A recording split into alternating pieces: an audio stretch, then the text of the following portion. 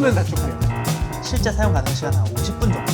야 10분 어디 있어 10분. 사랑받는 이유가 있다 싶을 정도로.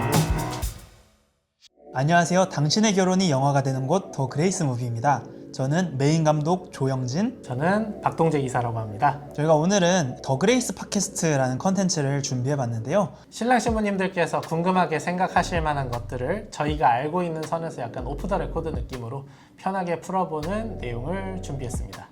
그래서 오늘 주제는 뭐죠?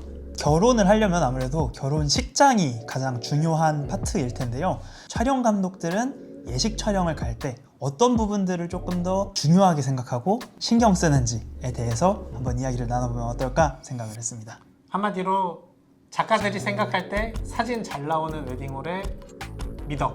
맞습니다.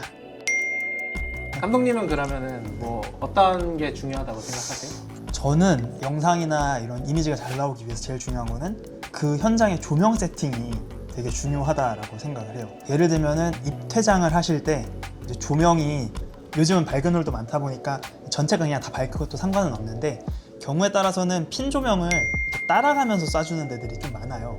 근데 이게 뭐 시스템적으로 따라가는 데들도 있고 아니면 홀 직원분들이 이렇게 조종하면서 따라가는 데들도 있는 걸로 알고 있는데 잘 따라오면은 정말 좋거든요. 근데 보통은 신랑 신부님 걸음걸이나 이런 게 또 다 다르기도 하고 뭐 특히 신랑님 같은 경우에는 저희도 예상하지 못할 정도로 빠르게 나가시고 이런 분들도 있다 보니까 좀 못 따라오거나 아니면 시스템적으로 나와 있는 조명보다 앞서 가시거나 이래서 암흑 속에서 입퇴장을 하실 때가 있는데 촬영자 입장에서는 별로 좋아하지 않는 거라고 생각을 하고 그냥 차라리 만약에 어두운 홀이다 라고 했을 경우에 버진로드 쪽에만 전체 조명을 켜주는 경우들도 있거든요. 입장할 때는 버진로드 주변으로 돼 있는 스팟 등이 켜져가지고 그 부분만 되게 밝아지는 차라리 그런 데들은 집중도 집중되면서 전체적으로 이제 쭉 걸어오시는 동안에 신랑 신부님한테 포커스가 맞춰지고 조명이 딱 예쁘게 들어가면서 영상으로 담을 때도 또 되게 잘 나오는 걸로 생각을 합니다. 한마디로 말하자면은 입장이나 뭐 퇴장하실 때 신랑 신부님이 암흑 인간이 되지 않도록 조명이 잘 따라오는 웨딩홀이 저희한테는 가장 좋다라고 할 수 있겠네요. 맞습니다. 생각나시는 난해한 웨딩홀이나 아니면은 좀 여기는 잘 돼 있는 것 같다 하는 웨딩홀이 있으신가요? 잘 돼 있는 걸로는 지금 바로 생각나는 건 플랜티 컨벤션이나 플랜티도 홀도 넓고 이제 조명을 거기도 입장 퇴장할 때는 팍 쏴주는데 깔끔해서 플랜티 컨벤션 되게 좋아하고 아니면 신도림 라마다나 더링크 호텔 같은 경우에도 거기도 되게 사랑받는 이유가 있다 싶을 정도로 역시 많은 분들이 웨딩의 명가로 꼽으시는 웨딩홀은 다 이유가 있는 것 같아요. 저도 플랜티 컨벤션을 갈 때마다 조명 감독님들이나 음향 감독님들이 상당히 프로페셔널하다는 느낌을 많이 받게 되고 라마다 신도림이나 더링크 호텔 같은 경우도 홀이 그렇게 많고 예식 타임이 그렇게 많은데도 조명이 못 따라오거나 조명이 난해하다라고 느꼈던 적은 거의 없는 것 같아요. 그러면 조명이 잘 따라오거나 뭐 신랑 신부님이 암흑 인간에 빠지는 그런 경우를 제외하고 입장할 때 핀 조명이 뭐 감독님을 난처하게 만들었던 경우나 이런 것도 혹시 있나요? 요즘 새로 생긴 홀들이나 리뉴얼 된 홀들은 그런 경우가 좀 적기는 한데 가끔 가다가 이제 조명이 50Hz의 조명을 쓴다든지 이제 일반적으로 한국에서는 60Hz 조명을 많이 쓰는데 그게 아닌 규격 외의 조명을 쓰는 곳들이 가끔 있는 것 같아요. 그래서 그런 곳들은 화면에 좀 줄이 가는 것처럼 플리커가 생긴다든지 사람 눈에는 문제가 없어 보여도 카메라로 봤을 때는 화면에 줄이 가 보이는 현상을 플리커 현상이라고 하는데 홀들 중에 설치되어 있는 조명에 플리커 프리 옵션이 없는 조명들 같은 경우에는 카메라로 촬영했을 때 줄이 가는 현상이 생길 수가 있어요. 대표적으로 군데가 있는데 예를 들면 드레스 가든이라든지 더 컨벤션 잠실 그런 곳들이 이제 있는데 그런 경우에는 대부분 카메라에 있는 기능을 통해서 촬영 감독들이 제거하려고 노력을 하지만 제거를 하려면은 이제 사전에 홀에 미리 가서 셔터 속도를 몇으로 지정해야지 그 줄무늬가 사라질 수 있는지 그런 거를 체크를 해야 사실 없앨 수 있는 거잖아요. 맞습니다. 홀에 가서 그런 거를 요청드리기는 시간적인 여유가 없는 경우도 많이 있어서 사실 저희가 기대하기에는 홀에서 그런 게 준비가 잘 돼 있기를 바라는 마음으로 가는데 그런 게 안 돼 있는 경우에는 좀 난감한 경우들이 있죠. 조명 얘기가 나온 김에 어떤 홀들은 메인 단상 조명은 색깔이 좀 파란색인데 뭐 홀에서 쏴주는 스팟 조명은 그거보단 좀 붉은색이랄지. 그러니까 한 곳에 맞추면은 굉장히 다른 곳이 빨개지고 그쵸. 한 곳에 맞추면 다른 주변부가 엄청나게 엄청 파랗게 수중처럼 나오고. 그러니까 눈으로 봤을 때는 사실 뭐 그렇게까지 이상하지 않은데 아무래도 카메라는 기기적인 한계 때문에 하나의 색을 고정하면 다른 색이 조금 일반적인 상황보다는 되게 틀어지는 것처럼 보이는 현상이 있어가지고 그렇게 색 온도가 너무 달라지는 환경을 사실 좋아하지는 않습니다. 그쵸.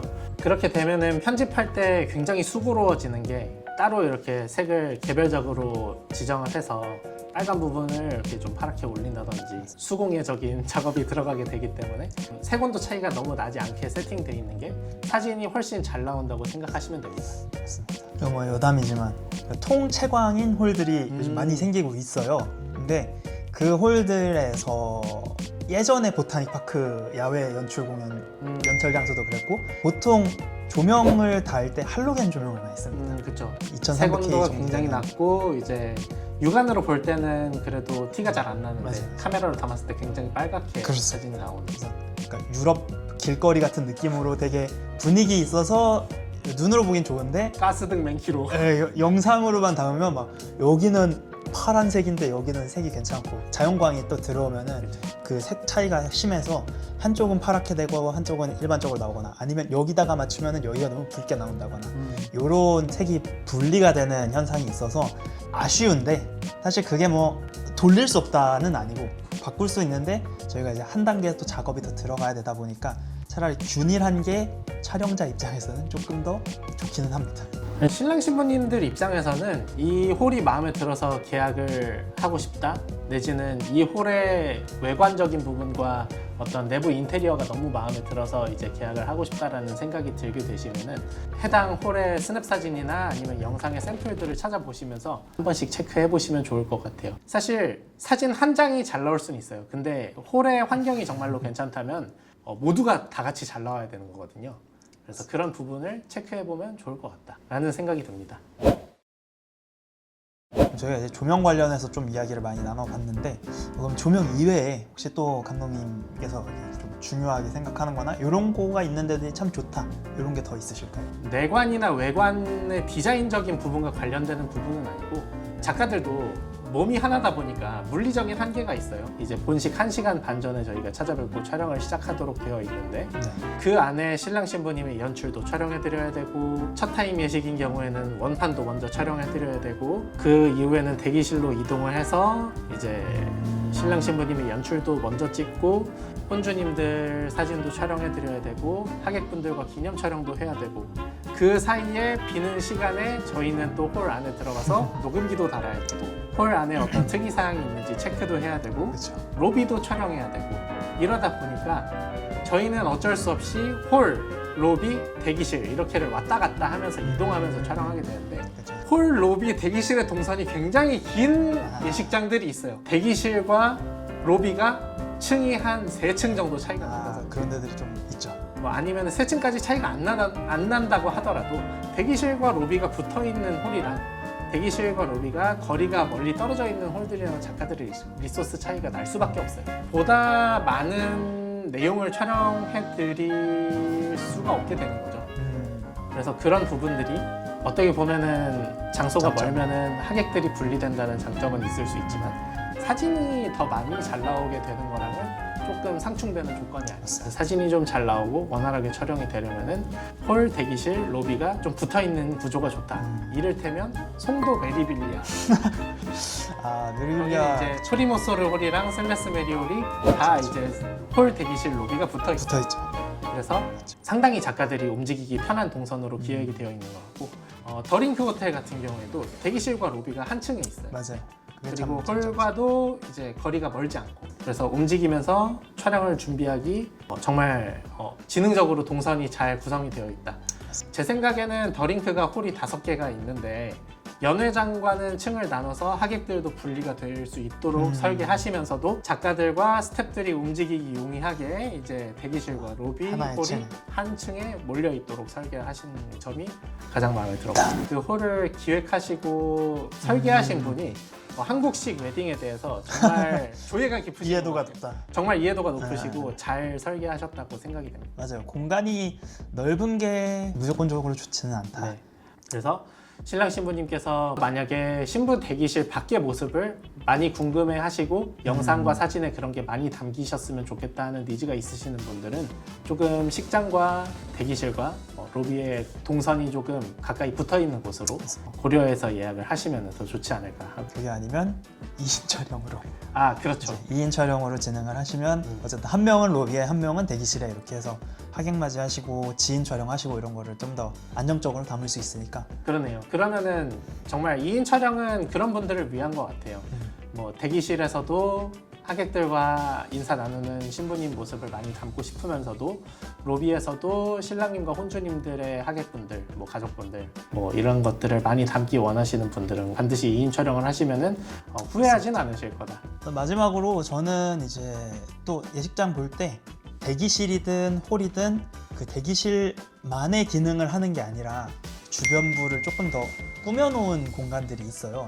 딱 봤을 때 여기 연출하라고 조금 더 화려하게 만들어 놨구나, 이런 예식장들이 좀 있는데, 그런데 가면은 저희도 이제 촬영할 때 다양한 스팟에서 다양한 장면들을 담을 수 있고, 그랬을 때 영상을 제작하든 사진으로 남기든 비슷한 장면이 반복되는 게 아니라 되게 좀 다채롭게 나올 수 있어가지고 그런 홀들을 좀 좋아하는 것 같습니다. 대기실은 정말 대기만 하는 공간이라고 보기에는 거기서 보내시는 시간이 식장을 계약하신 시간 중에 한 3분의 1 정도는 된다고 맞아요. 생각합니다. 그래서 결혼식에 정말 많은 분량이 대기실에서 촬영이 되게 되니까요. 대기실의 환경을 생각하셔서 계약하시면 더 좋을 것 같다.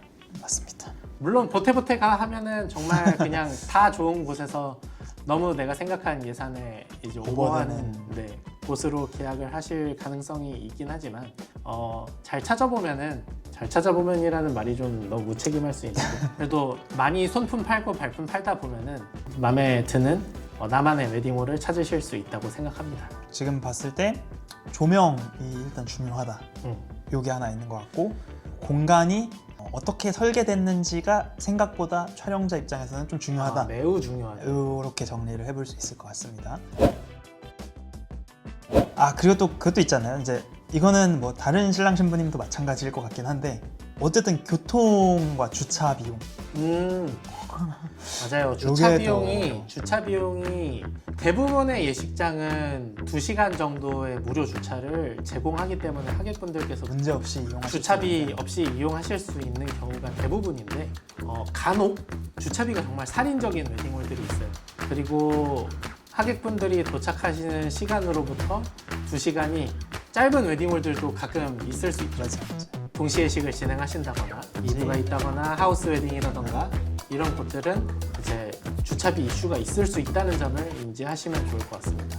촬영 감독이나 스냅 작가나 촬영자들은 거의 한 3시간 전에 도착하시는 경우도 있으시고, 보통은 1시간 30분 전부터 시작이라고 하면은 못해도 1시간 45분에서 이제 2시간 전에는 미리 도착을 하는 편이다 보니까 2시간 전에 도착해서 예식 진행하면은 예식 보통 한 1시간 정도 하니까 이미 3시간 되고, 그 이후에 이제 2부나 필요한 인사하는 거 찍으시는 경우도 있고, 저희 같은 경우는 그때 이제 영상 편집 촬영이나 맞아요. 인터뷰 촬영 이렇게 진행을 하다 보면은 거의 한 3시간 반에서 4시간 정도까지 그 예식장에 있어야 되는 경우가 있다 보니까, 그랬을 때 2시간 제해줘도 뭐 1시간에 막 몇만 원 이렇게 받는 데들은 1시간에 12,000원 나오는 데까지 봤어요. 나오는 데도 있는 거 하면 그런 게 좀 이제 부담이 갈 수밖에 부담이 없다.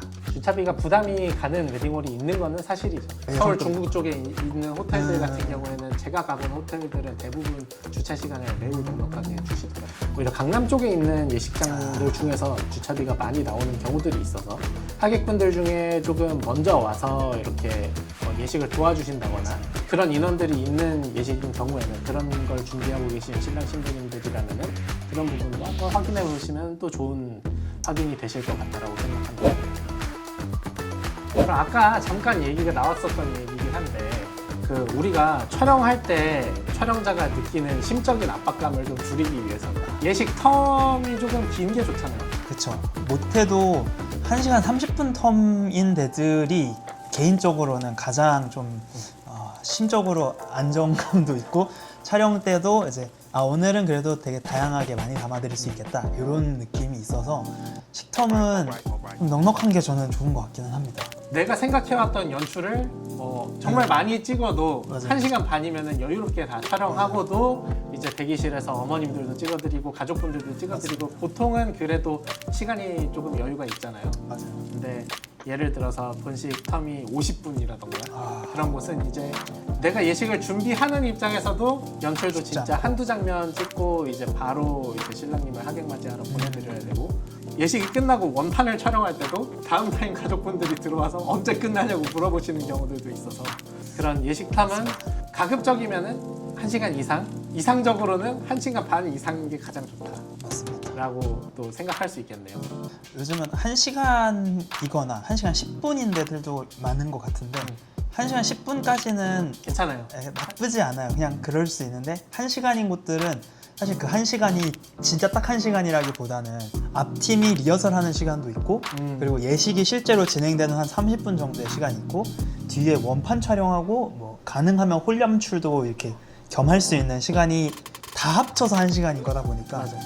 앞팀의 예식 준비와 리허설 이런 것 때문에 사실 1시간 텀이어도 실제 사용 가능 시간은 한 50분 정도인 거거든요. 45분, 45분에서 50분. 그래서 어떤 데들은 이걸 되게 좀 엄격하게 좀 지키는 홀들도 있고 뭐 경우에 따라서 그냥 최대한 빨리 좀 끝내주세요 하면서 약간의 유예를 주시는 데들도 있는데 어쨌건 식텀 자체가 1시간 텀이면은 그런 물리적인 제약이 있는 거다 보니까 이런 부분들이 촬영하면서도 오늘 컷을 어디서 좀 더 담아드려야 되지? 이런 고민을 하면서 조금 촬영을 하게 되는 것 같습니다. 맞아요. 이것과 이어지는 얘기기는 한데 식텀이 조금 짧으면은 식텀이 짧은 만큼 시간을 아낄 수 있는 리소스가 조금이라도 여유로워지도록 이동하는 동선이 짧은 예식장이면은 그런 부분들을 조금 상쇄할 수 있다.